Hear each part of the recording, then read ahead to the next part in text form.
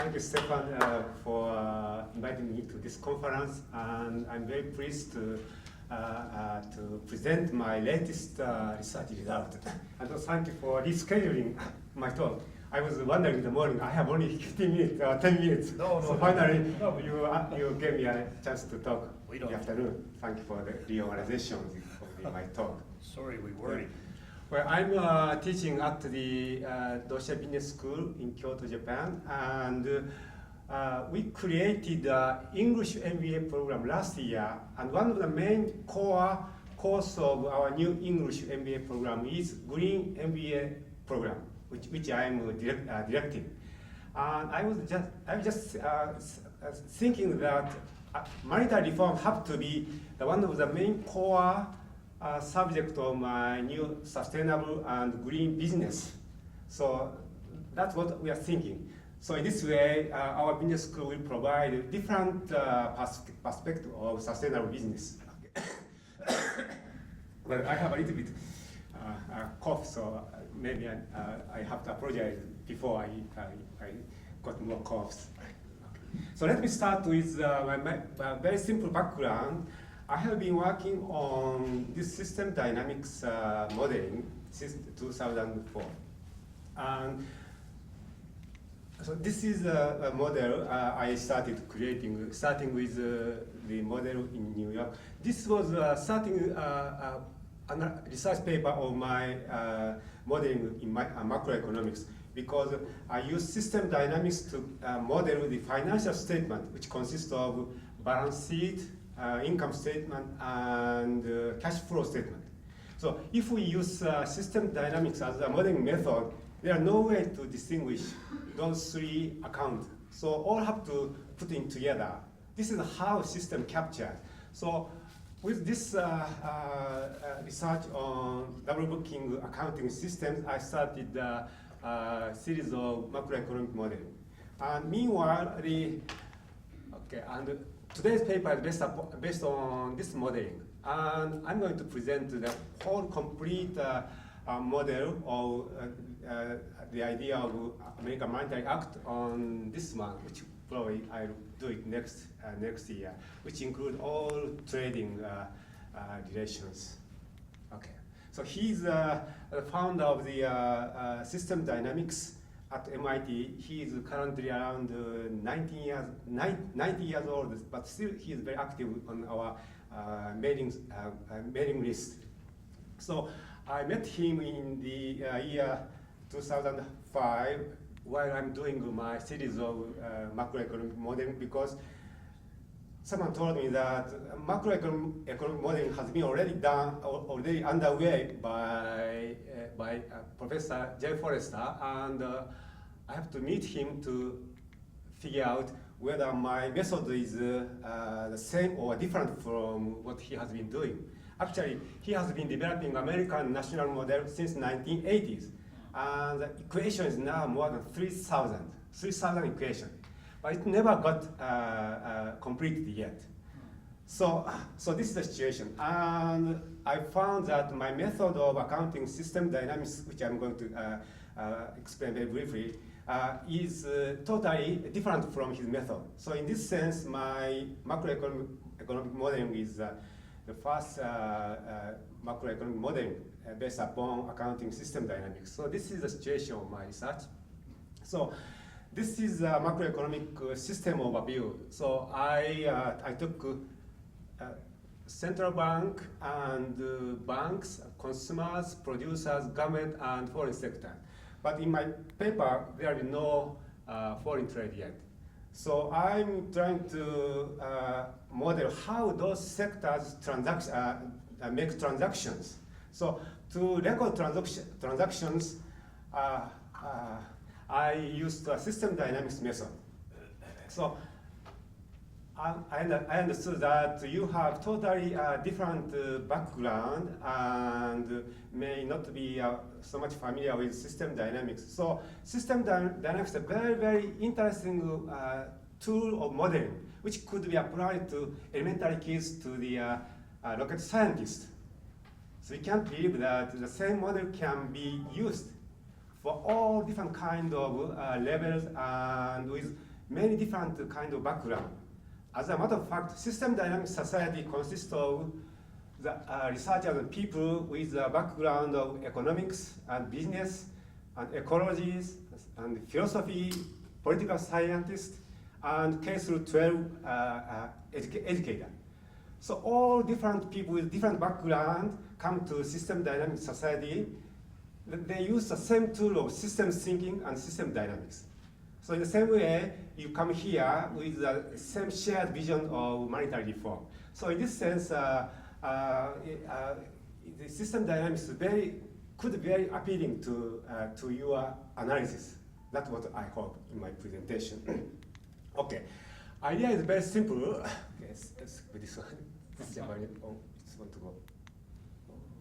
Okay, sorry. Okay. Idea is very simple. From now on, you'll see a lot of diagrams, stock and inflow and outflow. So this is the same as the hot tub analogy. Whenever you open the hot tub, you get water flow and water also outflow. So whenever you see this stock and flow diagrams, you can imagine this hot tub. So that is why it is easily understood by everybody. And if you don't like this simple idea, you can go into the stock as a integral of all differential equation. So whenever we create icons of stock and flow, computer can build a differential equation behind. So we need not worry about any differential equation. Okay, that is how system dynamics method can create model. So it's very simple. You can start modeling in 10 minutes. All right. How we can use this one? So this is the first paper I said about my system dynamic modeling applies to double booking accounting.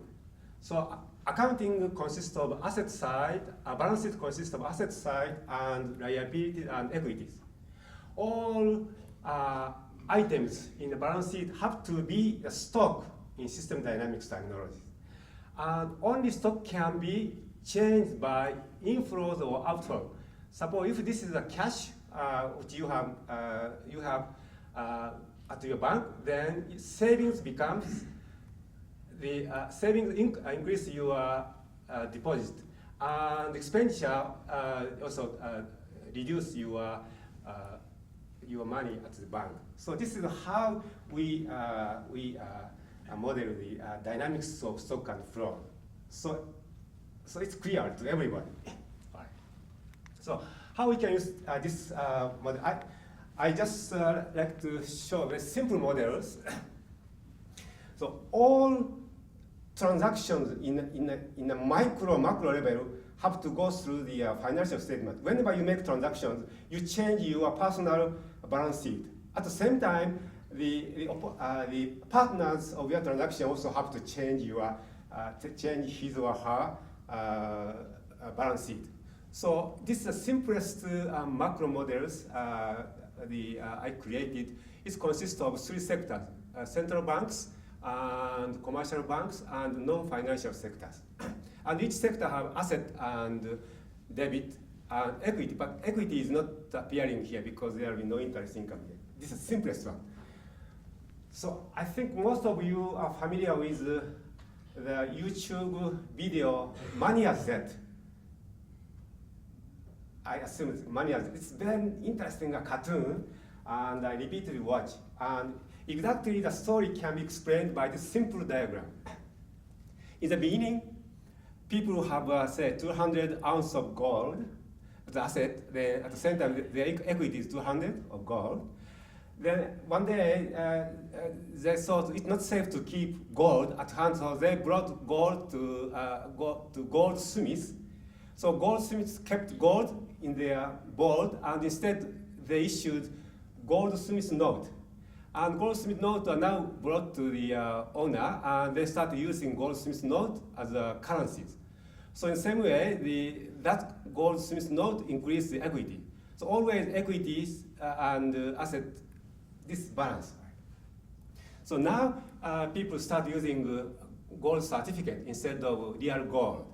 And part of the gold certificate could be used as a currency, and the remaining, which they don't use nowadays could be made deposit to the bank.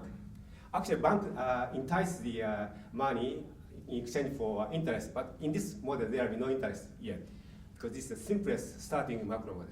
Then whenever commercial banks receive deposits, that becomes liabilities, then the same amount of money increase in their borrowed cash. And part of the money have to be reserved as a reserve. This is a legal requirement by current banking system. So money, some of the money goes back to central bank's reserve, which is the same as commercial bank's reserve. So the remaining money would be loaned out again. So this money goes to non-financial sector's liabilities. So once then they have more money, they start using, and extra money will be made deposit. So this deposit come here. So this is how money circulates, and this is how credit is created. So this diagram can explain the creation of money process intuitively, and this could be understood by kids as well. Okay. And I'll show how it works. So originally, we assume that we have 200 ounces of gold, and it begins to increase the money supply, but I have to define what is money. In this simple gold standard case, money is the same as currency in circulation plus deposit. This is the money, because as money is defined as a means of exchange. So currency and deposit can be used for exchange. Okay. So in this way, from 200 of original gold, we can create 800 of gold. And when the required reserve ratio increases, is reduced, then the commercial bank can use more money to make loan. So this is how money supply is increased. Okay. And at the same time, if we require the 100% of required reserve, so that means the money have to be the same as the original gold value of 200. Okay, this is the meaning of the creation of credit and the relation between money supply and required reserve ratio. Let me just run the simulation very briefly. Okay.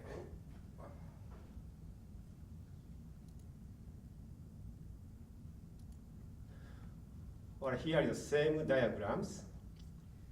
Okay, and go to the simulation windows. Okay. So originally, in our system we have only 200 gold, and this 200 gold can increase the money supply up to the 800 through the credit creation process. So what happens is our assets seem to increase to 800, but real equity is 200. So what's the difference? Difference is a debt. So this is a kind of tricky things of financial sector. We see that our assets seem increasing, but at the same time our debt is increasing. So real equity stays the same. Okay. And from here, if we want to increase more money supply, the only way we can create money supply is, well, first of all, increase gold. But if we can't find any gold, the only way to increase money supply in our system is to reduce the required reserve so that the bankers can create more credit. Say, let's reduce this one. Right? But there is a limit. Right?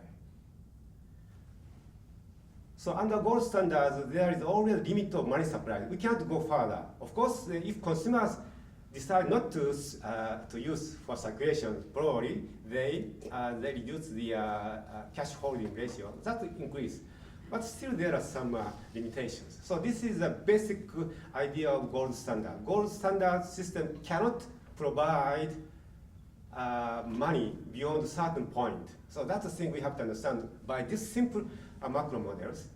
Then what happens if under this one? Okay, what happens if we continue to raise our required reserve ratio up to the 100%, which American Monetary Act propose.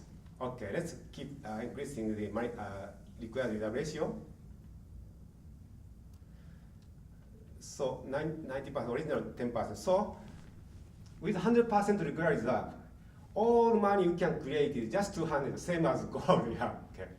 So that's why there should be no bank runs, because this is the basic idea of 100% fractional reserve. So with this simplest macro models, we can easily understand how money is created. Even under the gold standard, we can create money, in this case, 4 times as much as original gold. Okay. All right.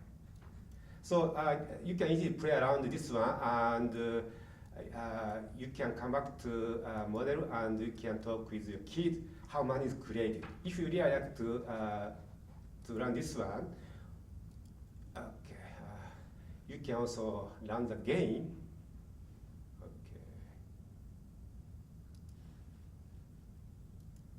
Okay. Just you can start transaction step by step, one period. And you can see the result if you have a table of money supply. Okay, of money supply. You can create table here. And you can do any games step by step.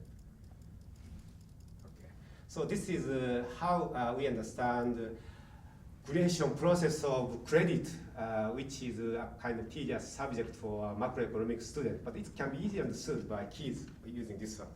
So this model is available for you. You can learn this model and to understand how money is created. As a matter of fact, your pamphlet with the explanation of money by the Fed on page this one could be supplemented by this model, because this model can explain better about the creation of money, even under the gold standard. Still we can create money. So that's how the money is created by the Bank of England. Okay. All right. Now let's go back. So this is a simple idea of my macro model. And by applying system dynamics, I can only start macroeconomic modeling with monies. So money analysis is the first subject which we have to deal with. But compared with ordinary macroeconomic textbooks, all macroeconomic textbooks start with the concept of GDP and how GDP is determined, and money creation it's come only as a secondary part. So it's totally my analysis is totally different from all existing macroeconomic analysis. So money has to be the center of modeling. It's not because of my belief, it's because that system can only be described in this way. So this is a good thing to use system dynamics method to create economic models. Okay, now let's continue. Okay, now then how we can incorporate the American Monetary Act in my models.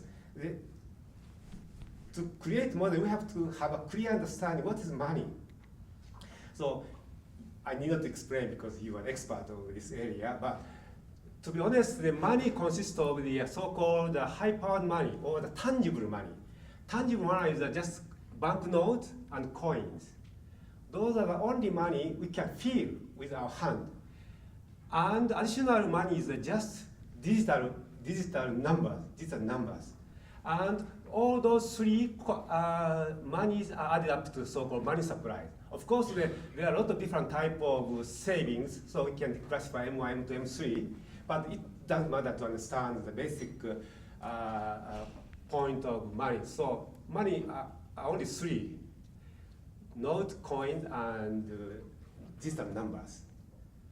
So whenever all computer destroys, no record of saving, so we lose all money suddenly. And who create money?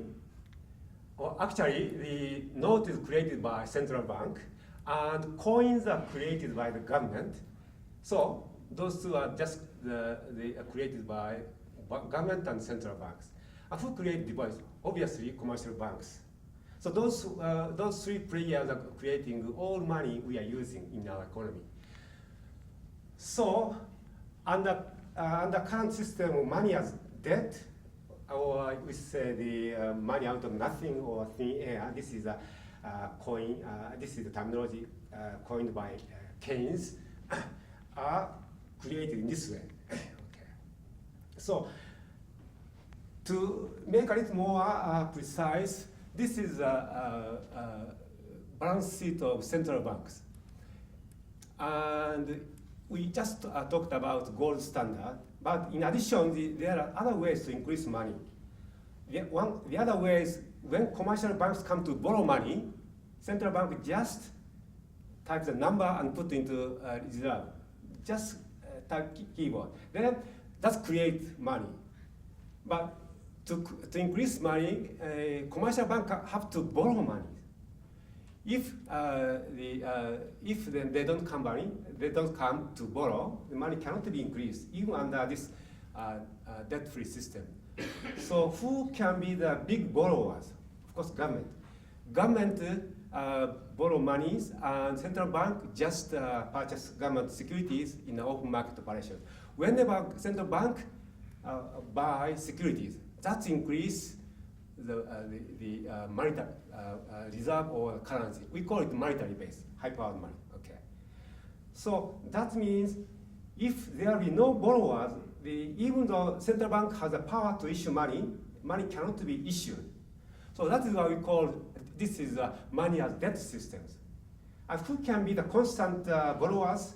As our economy grows, we need more and more money supply. That is why we have to abandon the gold standard systems, because gold standard system cannot create enough money. So who can continue borrow? The government. Government can only borrow indefinitely or theoretically. If government stop borrowing, no money is increased. So that's the mechanism of money debt system. It's very important to understand these principles. Okay. So then under this current system of money as debt, how we can incorporate American Monetary Act? So I got the idea of this idea of Federal Reserve System. This is a book I happened to find when I visited MIT Sloan School of Management. I happened to find book in 1999 at the MIT bookstores. And until I read this one, I didn't know. I was very stupid student. Even though I'm trained as a mainstream economist, no professor has told me that Federal Reserve System is owned by private banks in classroom. All they said, in the United States, Federal Reserve System is a central bank. That's all they explained. And I believe, that's definitely public and government institutions. And this is kind of shocking for me. I didn't know because there's no way to learn. Okay. And then through that shocking, I started looking for some more information on the internet, and I happened to encounter the raw science of money. This is a kind of shocking moment. And immediately understood the importance of the three conditions of the American Monetary Act. This is how I wanted to create models which incorporate the idea of this book, actually, your ideas. And Chicago School. So this is a money as debt system. So under the debt-free money system, how this is, which is already explained yesterday, so it's not necessary to repeat conditions. There are three conditions. Okay, three conditions. Then this is a typical government balance sheet. This is once again asset and liability and equities. This is how we see the flows of money and fund. Whenever government receives all tax, it becomes equity of government. And at the same time, it becomes revenue of cash. Okay, so it's balanced. Then government spend, so expenditure, this is cash outflow. And if the government has a debt, they have to repay or redeem the principal. So this is cash flow, and also they have to pay the interest rate. So this is a revenue, tax revenue. This is expenditure, and principal and interest. This is redemption of government debt. So if cash inflow is less than cash outflow, government are in debt. So they have to borrow money. So to borrow money, usually they issue the securities. So whenever they issue securities, that becomes a liability of government as a debt, as a long-term debt. Okay. So this is how the government runs the government business by keep borrowing money. Okay. So this is the current situation, and now let's assume that instead of borrowing money, now suppose government can print money and use this one as a seigniorage. It may not be a good definition, but I use it as seigniorage, the amount of money. So whenever government say create money by itself, it will be put under the government's savings account. Okay. So it's very simple. Just add one more account. Okay. This is called leverage point in system dynamics. This is different from leverage ratio, which commercial banks use against their own equities. So in system dynamics, we always think that any behaviors or the event created by the structure of systems. To change the behavior, we have to change the structure, but we can't restructure the system. It's it's sometimes resisting. So all we have to do is to find a leverage point. By changing a small condition, we can change the whole behaviors of system. That's the basic idea of system dynamics. So in this case, just change, instead of borrowing, just government to print out money. So only small changes. All other system of macroeconomy stay the same. Okay.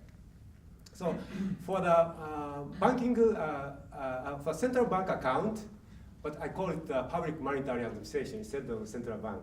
I'm not sure whether this is a good name, but to distinguish money, I think it's very important to use public money, so that we can easily convince other people. No, we are not talking about money, we are talking about public money. Okay. The money has to be public. Okay. So whenever the government print money, it becomes the asset of, we call it seigniorage asset. So at the same time, government revenue increase. So this is only one new account which we have to create under the public money administration or the central bank. All right. So this is small changes. Okay. Now, under this small change, how we can cope with the most imminent problem we are facing. Actually, I repeat, this financial crisis, the most important thing we have to deal with. And to overcome this one, government should spend if we really want to stimulate the economy. But they say we don't have money, and we can't raise tax. Because in Japan, every year, Japanese government have to borrow 44 trillion, at least 44 trillion yens to make the government budget in balance. But they say they can't borrow, keep continuing because that's continue to accumulate debt. Even though we know that we have to borrow money, but this leave all debt to our kids, so we should avoid this one. So government are in trouble. They can't do anything. So this is the issue we are facing currently. So this is just current situation, how Japanese government continue to accumulate debt. In 1990s, we have also no debt, but suddenly we have more than 800 trillion accumulated debt. So this is a very interesting to remember that Nixon shock 1971, he suddenly made the announcement that no longer US dollar cannot be converted to gold. So after that, we have no gold dollar standard. That means banks are now free to create money as long as someone comes to borrow. Okay, so that's the same as we started creating this accumulated debt crisis. So whether we have a financial crisis of 2008, it doesn't matter. We inevitably face to the total collapse sooner or later. because debt cannot accumulate forever according to system dynamics principle. Okay. Somewhere it has to collapse with respect to financial crisis. Even though we don't have financial crisis, we may have a crisis in the near future. So this is very important to understand. We have only the experience of the 40 years to run our financial systems, which is not supported by gold. And 40 years experience is just telling us our financial system something wrong. So this is an important thing we have to understand. We have only 40 years experience of free currency, and it's facing now crisis. So we have come up with a new system design to overcome this one. So only the regulation Fed or central bank is not enough. If you look at this whole picture of the macroeconomic systems, this is how OECD countries are facing similar debt. I'm not sure that US debt could be probably higher debt ratio. This is debt over the GDP. So Japan has twice as big as debt. But interestingly, most OECD countries are having the same debt accumulation problem after 1970s. So whether there are no exceptions. So this is the latest data of how debt ratio is accumulated. Like Japan is the number one, Italy, Greece, Singapore, Iceland, Belgium, France, Portugal, Canada, Germany, Austria, UK, Norway, Brazil, India, Spain, USA, Poland, Finland, Denmark. I just picked some. All countries are suffering from debt. So all countries suffering from debt. So inevitably, they have to overcome this problem. Otherwise, they have to face a serious governmental crash or the drops of the security prices, government security prices. Okay. So now you understand our financial system has very system design problems. Okay. Then how we can overcome these problems? And first of all, we want to show how we can overcome this problem and the current system of money as debt. Okay. So this is a simulation of simple GDP. This is a kind of equilibrium state. That means all full capacity is the same as GDP, supply is the same as aggregate demand. So this is a kind of good ideal state. Economies keep growing smoothly. But behind this schedule, our economy continue to accumulate debt. So this is the situation. Even though we have no recession, still government keep accumulating debt. Okay. Now how we can overcome this debt crisis? Or it's easy. You can ask your kids how we can reduce our personal debt.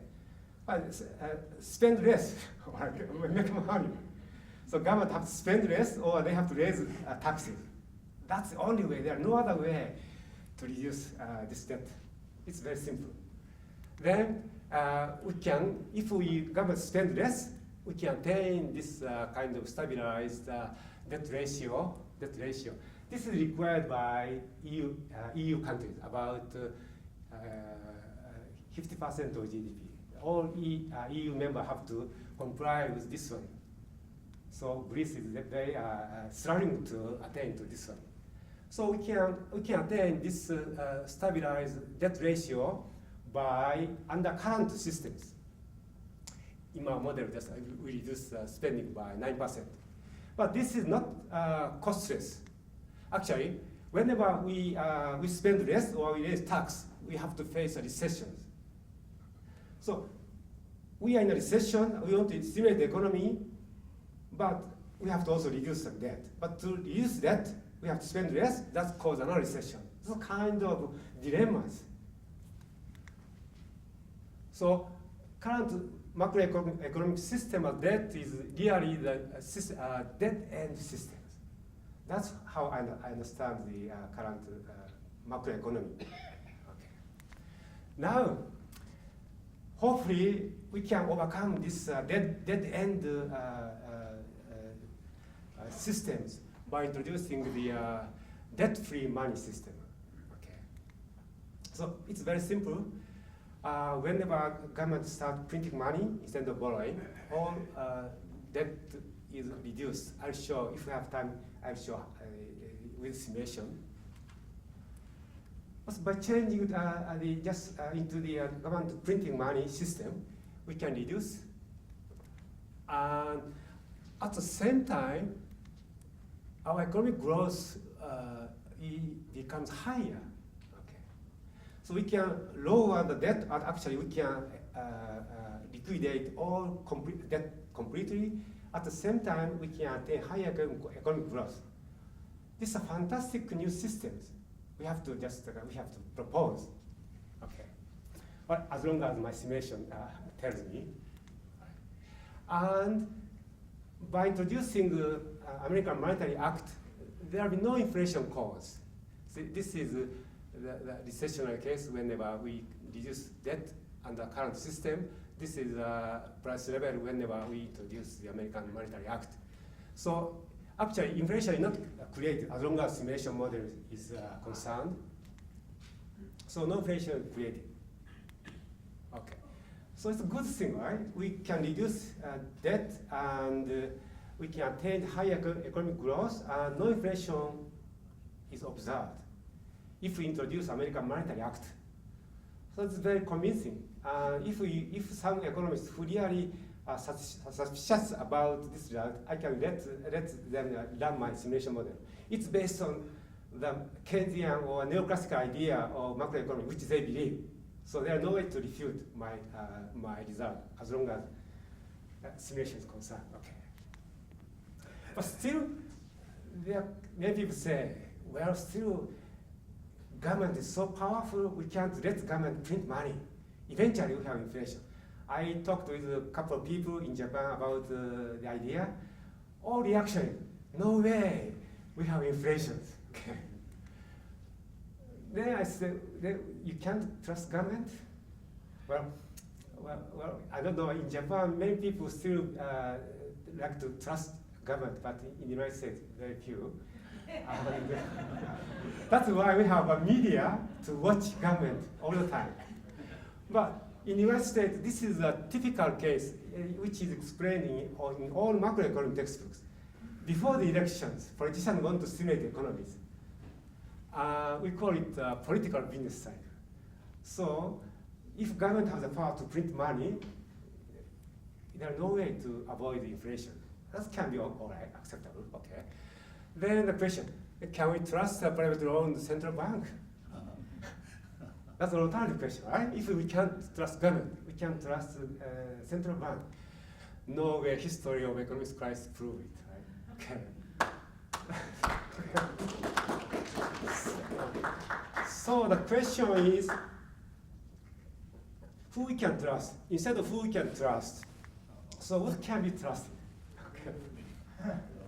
So this is my suggestion, which you may refute. Government policies based on system dynamic model can only be trusted.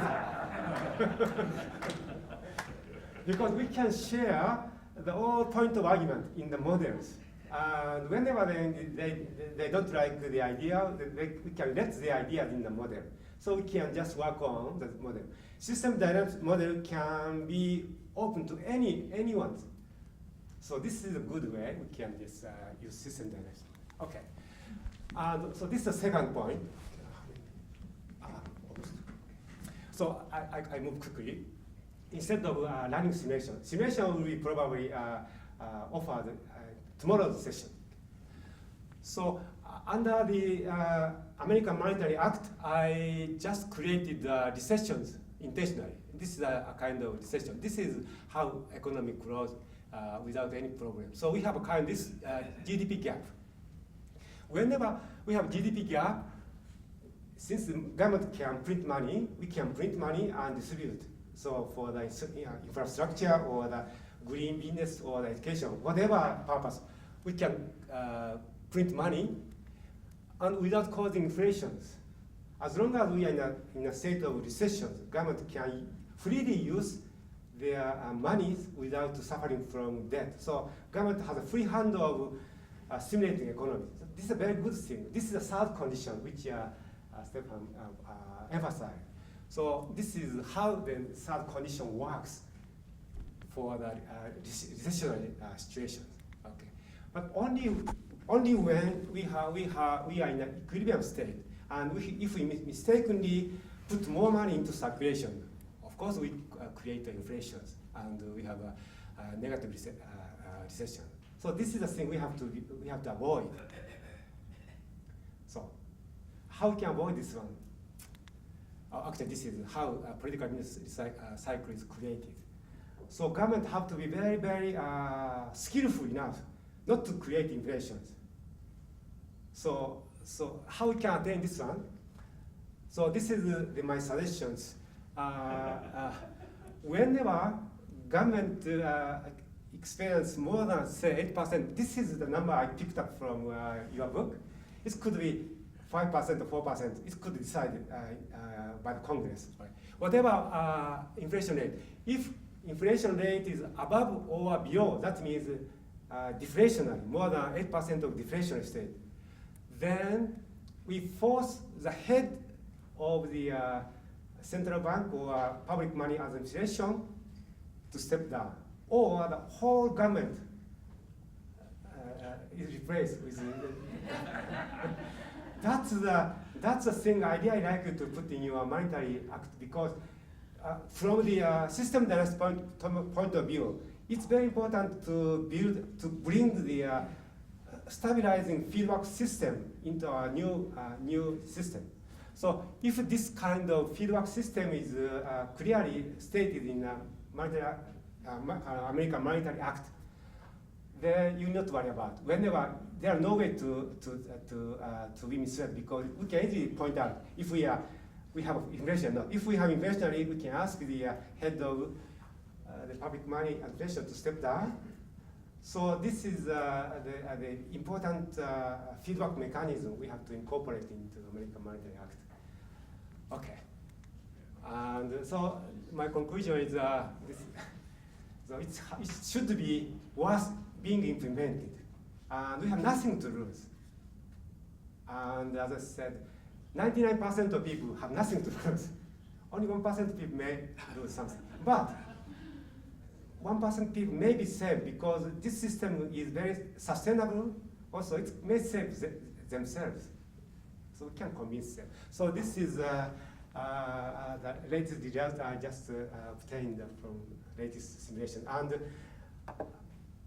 I don't have time, but tomorrow I'll show you how to run my model. And okay, and one more.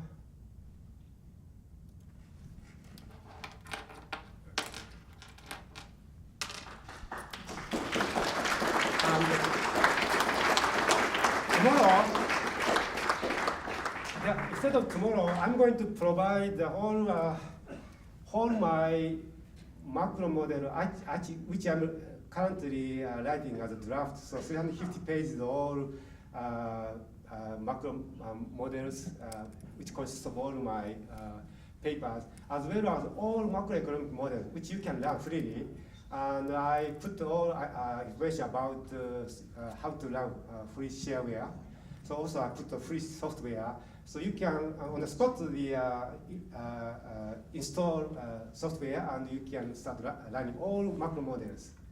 So I'm going to provide this for free. So you can just, copies of AMI 2010 and macroeconomic dynamics. There are 2 folders.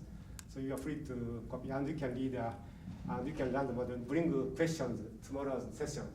Okay. Thank you. All right. Thank you so much.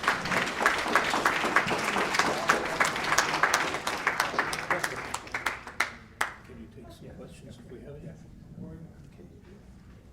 Yes. Any questions? Economists first, because while it's fresh in their mind. No economists with questions? Here. Oh, thank you. I think I better first point out to those who aren't economists that the model we've seen is, unlike 99% of the economic models, with the rest of them all, tend to work in equilibrium all the way through, and they don't have systems dynamics concepts at all. So this is something which Jay Forrest and a group have been trying to bring into economics for 30 years against the resistance of economists who just don't want to imagine that the economy is ever out of equilibrium when the reality is it's never in it. So congratulations.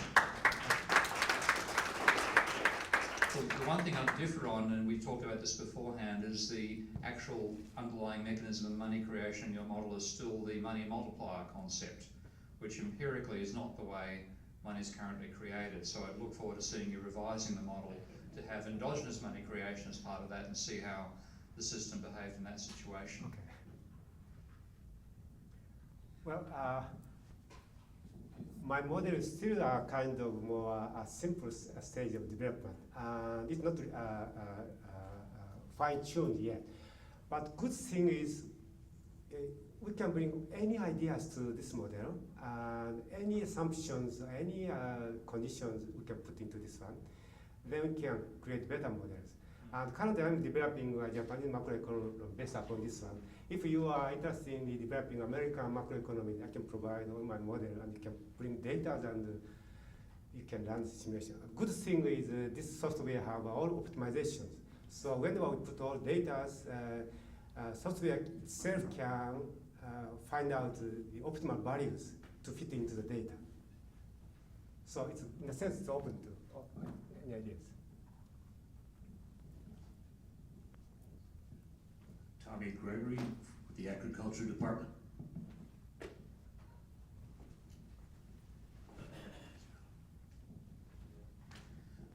This is a question for both of you, I guess.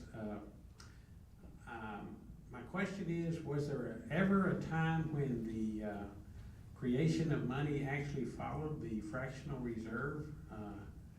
You know, I went to a beginning economics or banking textbook, and it had that in there as the way it was created. This textbook was about 35 years old, though. So my question is, did it used to be that way? And when did it change and why? Okay. The data I've used to analyse it and show that the timing goes in the opposite direction to the money multiplier model is data going back to 1952. So thank you. Sorry. In taking a look at the empirical data and saying what's the timing between government money and credit money, then if the money multiplier model ever actually legitimately worked, you'd find that government money would be created before credit money. And then you'd see the time lag working in the direction the money multiplier model would predict. Over the period from 52 to 2010, I find the sequence is the credit money is created 3 months to a year before government money. Now, I haven't tried narrowing it down to just the period around the 1950s. It is possible that there's more of a direct roll back then because my father was a banker in what became the Central Bank of Australia. And he split with the government, with the commercial section when it split. But he used to give an anecdote to say that back in the 50s, if the central bank governor told the commercial bank's governors to jump out the window, they'd ask which floor. And 10 years later, they're telling him which floor to jump out of. So I think if you have the period of conservatism after the Great Depression and the Second World War, it's quite possible that back then banks did obey the reserve requirements more strictly. But as time went on, because there was always the prospect of making more money by extending more debt, they found ways around those reserves, and I think you'd find it becoming much more the endogenous credit money created first, government money later, that applies over the entire time period. It's a long-winded answer to your question, but I'd say probably back in the 50s you might have found it sort of a 40% money multiplier, 60% endogenous, and now I'd say it's 99% endogenous and 1% money multiplier.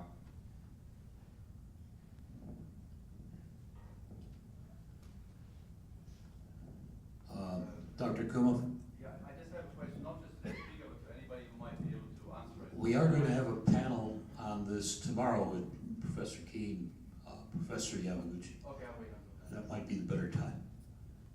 Reed? Yes, Speak loudly, please. Professor, did your model assume the implementation of the act over like 1 year sudden, or did you gradually implement it over 10 years, such as a phasing out into the 100% reserve? Well, okay, that's a good question. I just need to go. Okay, yeah, okay, right. So I did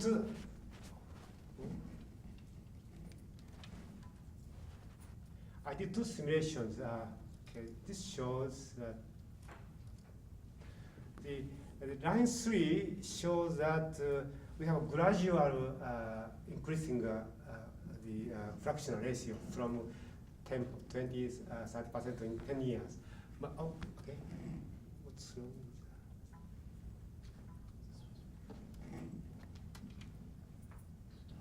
It's disconnected. Okay. But I did two simulations. One is we introduce 100% fractional ratio on the spot. The other one is we allow the change of fractional reserve little by little, 10, 20, 30, 40, and in 10 years we have 100%. And according to my simulations, gradual increase in fractional reserve is better rather than in American Monetary Act says 3 months you have to switch, right? But it could be very logical. It's better to slow down according to simulations.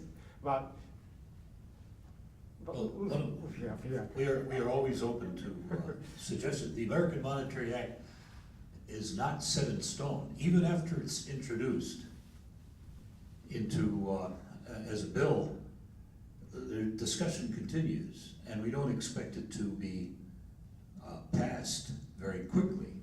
We're thinking it might be a little bit like Kucinich's healthcare bill with Conyers, where it was introduced, universal health care, and over time, it gathered attention. Until today, there are 87 co-sponsors in the House. And the fact that it's there to be read, for intelligent people to understand it, and then for today, all intelligent people in our country realize that you need universal health care. And part of the reason is that that bill is there. We envision a similar effect for a monetary bill when it's finally introduced. I especially like your suggestion about when you find a problem, we like to hear a solution. We always throw problems back at the person who's figured them out and ask for a solution. And your solution with the monetary authority to get rid of them is something that can be just worked give me in. 1 minute. This is a very interesting result of how Federal Reserve systems of assets are changed. Under the current systems, they kept lending money to commercial banks, and they also kept purchasing government securities. But under the American Monetary Act, the holding of securities decreased. But instead, the new public monetary administration have to print more monies. Okay. So this is because now we have 100% of reserve. That means required reserve also keep increasing. So to catch up with this one, the government have to print more monies. But it doesn't increase, also currency outstanding also increase, but it doesn't increase the money supply so much. For instance, okay, money supply, okay, money supply, not so much. And so the question is which part of the asset we have to change. All traditional discount loan and government securities, which is the main part of the Federal Reserve asset account, all those are gone. Instead, we have a government security asset. Okay. So, and the monetary policy becomes very simple under new system design. Okay. Sorry, that's all. Last question, and then give it to Joe, right there. Professor, is there do you have any reason to believe that including in your modeling the foreign sector interactions with the economy would change your conclusions? Yes. Actually, I'm going to develop that model and almost close to the conclusion. Let me just very briefly. Okay.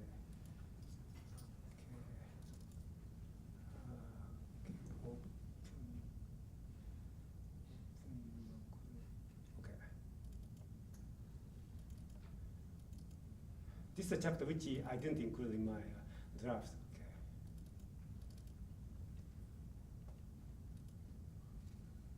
Okay. So this is the whole complete macro model. Idea is that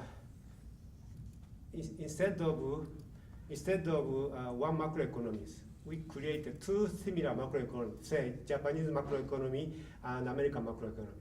And all transactions are made by trade and free flow of financial flows. So this model can determine how the foreign exchange are determined. And in this model, I put all the American Monetary Act and how that affects the foreign exchange and domestics. So as long as I see this model, nothing will be changed. So we can safely switch into the American Monetary Act debt-free monies without affecting foreign countries. So does it answer your? So this actually has, it's a little complicated. It has all domestic sectors corresponding foreign sectors, and also foreign exchange, and all sectors. And we have two currency system which is transacted under the foreign exchange. So it's a kind of complicated model. Thank you very much.